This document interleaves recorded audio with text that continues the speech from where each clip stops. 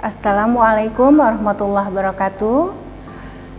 Kita bertemu kembali dalam program e-learning bersama saya Juleka SST MKes dengan mata kuliah penata laksanaan diet pada diabetes mellitus. Diabetes mellitus ini merupakan kelompok penyakit yang menahun yang akan disandang seumur hidup dan merupakan kumpulan gejala yang ditandai dengan hiperglikemi karena kurangnya hormon insulin, kerja insulin maupun keduanya. Hiperglikemi ini adalah meningkatnya glukosa dalam darah, umumnya itu lebih dari 180 mg per desiliter yang dikaitkan dengan kerusakan jaringan panjang, disfungsi dan kegagalan beberapa organ, terutama mata, ginjal, saraf, jantung, dan pembuluh darah. Nah, pada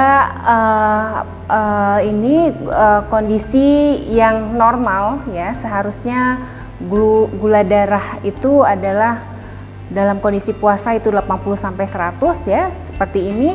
Nah, pada dikatakan diabetes itu apabila gula darah puasanya lebih dari 126, setelah makan itu 220-300, kemudian 2 jam setelah makan itu lebih dari 200.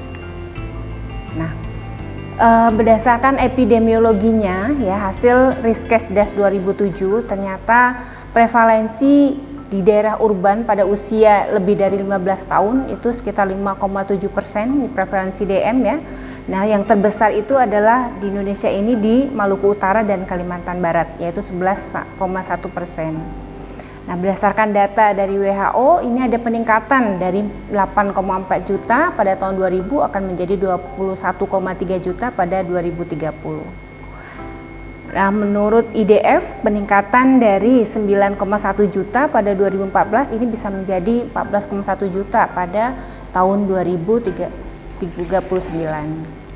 DM ini terbagi 4, ada DM tipe 1, di mana terjadi destruksi sel beta pankreas, defisiensi insulin absolut.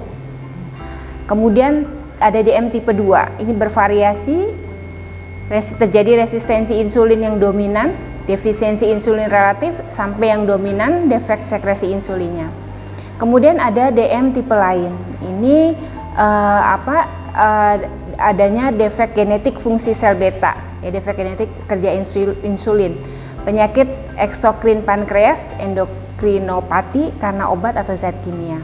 Nah, kemudian juga ada DM gestasional, yaitu DM yang terjadi pada saat kehamilan. Nah, ini mekanisme gula darah pada penderita DM. Ya, jadi kalau misalnya pada orang yang normal ya, ketika kita mengkonsumsi makanan kemudian menjadi glukosa, itu akan masuk ke dalam darah kita, kemudian pankreas akan mengeluarkan hormon insulin ketika gula darah kita naik ya, kemudian hormon insulin ini akan membuka pintu sel-sel sehingga gula darah bisa masuk ke dalam sel. Nah, pada kondisi DM, insulin dikeluarkan tapi tidak bisa bekerja dengan efektif ya, sehingga pintu sel yang terbuka juga tidak maksimal, yang akhirnya gula darah akan terus berada di dalam darah, glukosa akan terus berada di dalam darah, tidak maksimal masuk ke dalam sel. DM ini faktor resikonya itu pada kelompok dengan IMT lebih dari 23 kg per meter kubik disertai 1 atau lebih faktor risiko. Faktor risikonya yaitu aktivitas fisik yang kurang, kemudian ada keturunan menderita DM, kemudian perempuan, ya, jenis kelamin perempuan yang pernah melahirkan dengan berat badan bayi lebih dari 4 kilo. Ya, kemudian juga adanya hipertensi. Nah, faktor risiko yang lain itu riwayat penyakit kardiovaskuler, HDL-nya kurang dari 35 mg per desiliter atau trigliseridnya lebih dari 250 mg per desiliter. Kemudian ada riwayat prediabetes dan obesitas berat. Kemudian usianya lebih dari 45 tahun tanpa resiko, ini juga menjadi faktor resiko. Jadi penyebabnya ini kalau kita simpulkan adalah karena keturunan atau genetik itu lebih tinggi ya, kemudian asupan makanan yang berlebihan dan adanya faktor resiko. Ini tanda-tanda diabetes ya, cepat lelah, ya, kemudian sering cepat lapar, ya, kemudian juga cepat haus, ya, kemudian banyak minum. Ini merupakan gejala khas dari DM. Nah, DM ini kalau tidak dikendalikan maka bisa mengakibatkan komplikasi. Komplikasinya bisa akut dan kronik. Ya. Pada yang akut misalnya terjadi hipoglikemi, di mana kadar gula darahnya kurang dari 70 mg per desiliter, atau terjadi hiperglikemi, ya, kadar gula darahnya tinggi. Nah, kalau komplikasi sampai dengan kronik ini bisa terjadi kerusakan pada mikrovaskuler, makrovaskuler, neuropati, dan rentan terjadinya infeksi. Ya, jadi kalau kita simpulkan, faktor risiko pada DM yaitu usia yang semakin menua, kemudian karena adanya obesitas, riwayat kehamilan, ini bisa menjadi faktor risiko terjadinya diabetes mellitus. Begitu juga dengan adanya faktor genetik. Nah, ini juga resikonya tinggi untuk terjadinya diabetes mellitus.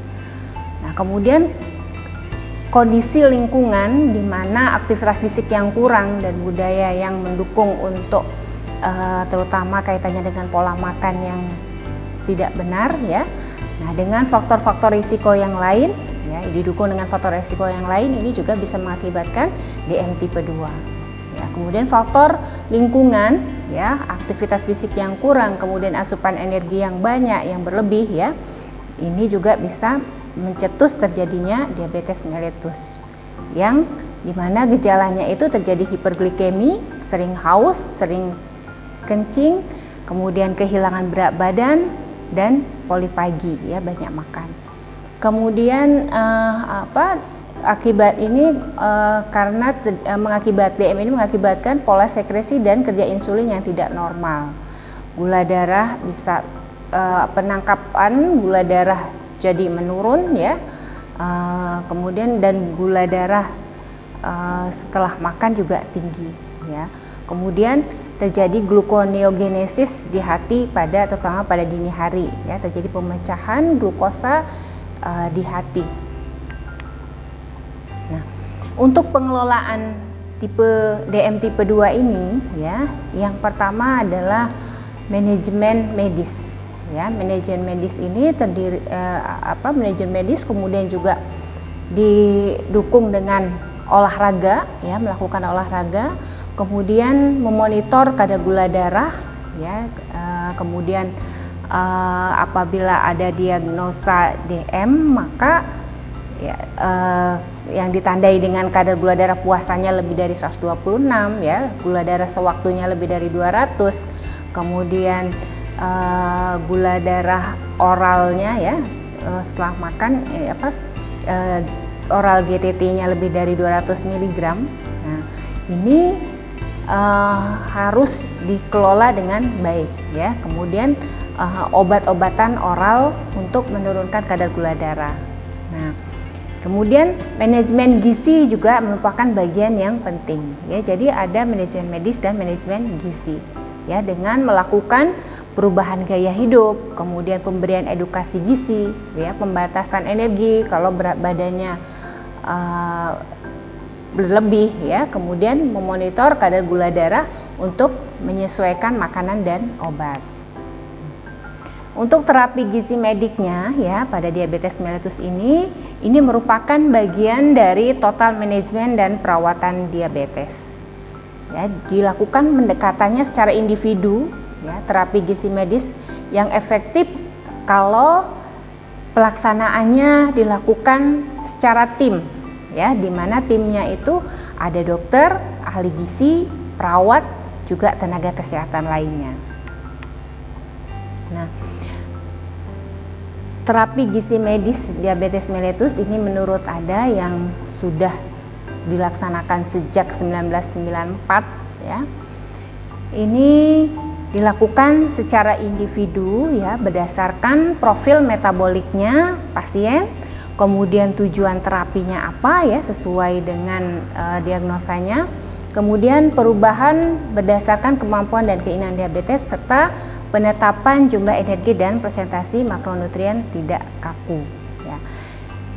Baiklah, kita cut dahulu dan kita akan lanjutkan setelah pesan-pesan berikut.